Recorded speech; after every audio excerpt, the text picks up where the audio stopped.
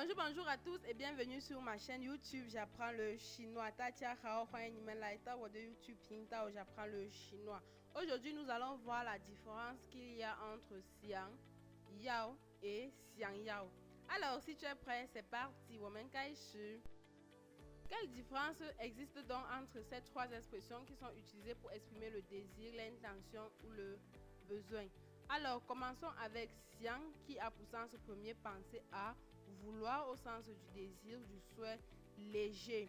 La structure d'utilisation est sujet plus Xiang plus le verbe ou le nom. On a là des exemples. Wo xiang chu fan, je veux manger. Ta xiang chu chung, il veut aller en Chine. Ni tai xiang chemin, à quoi penses-tu? On continue avec yao qui veut dire vouloir, devoir, désir, qui est aussi utilisé pour exprimer le futur proche. Notons que yao est plus imposant que xiang. Alors la structure reste la même, sujet plus yao plus verbe ou nom. On a là des exemples. Wo yao he shui, je veux boire de l'eau. Ta ming tian yao kao shu, il aura un examen demain. Ici c'est pour exprimer le futur proche. Comme je l'ai dit, le yao est plus direct et plus ferme que le xiang. Alors, on continue. On continue avec xiang yao. Xiang yao qui veut dire souhaiter, vouloir de façon polie, une intention claire. La structure est sujet plus xiang yao plus nom ou verbe. Elle ne change pas. Alors, des exemples. Wo xiang yao iben shu, je souhaite avoir un livre. Ta xiang yao tu fa guo xue si, il souhaite aller étudier en France. Alors le xiang yao se situe entre le xiang et le yao. Le xiang qui est doux et le yao qui est fort imposant. Le xiang yao se situe donc entre ces deux expressions. Alors ici on va essayer de comparer nos trois expressions.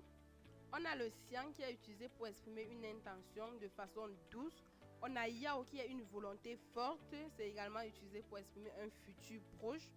On a xiang yao qui est un souhait clair et de façon polie. Des exemples, wo xiang he cha, c'est une envie, je veux boire du thé. Wo yao he cha, ici c'est fort et le ton également est imposant. Wo xiang yao he cha, ici la phrase est plus polie. On continue notre cours. Est-ce que les trois expressions sont interchangeables ou pas? Le tableau nous dit que cela dépend du contexte. Par exemple, vouloir faire quelque chose, les trois expressions sont utilisées. Souhaiter quelque chose, seulement le xiang n'est pas utilisé dans ce contexte. Penser à, réfléchir, seulement le xiang est utilisé. Futur proche, seulement le yao est utilisé. Donner un ordre ou alors une obligation, seulement le yao est utilisé. Voyons encore ici avec des exemples ces trois expressions. Vouloir faire quelque chose, on a dit que oui, les trois expressions passaient. Wo xiang chu mian, wo xiang chu mian, je veux manger des nouilles. Wo yao chu mian, wo yao chu mian, je veux absolument manger des nouilles. Wo xiang yao chu mian, wo xiang yao chu mian, je souhaiterais manger des nouilles. Alors, on continue avec notre tableau de ce côté, avec souhaiter quelque chose où le xiang n'est pas utilisé, mais le yao et le xiang yao. Des exemples, wo yao iben si dian, wo yao iben si dian, je veux un dictionnaire. Wo xiang yao iben si dian, wo xiang yao iben si dian, je souhaiterais avoir un dictionnaire. Pour exprimer le futur proche, on a dit que c'était seulement le yao qui était utilisé et pas les deux autres. Alors, en exemple, on a wo ming tian yao shang he, wo ming tian yao shang he, je vais avoir cours demain.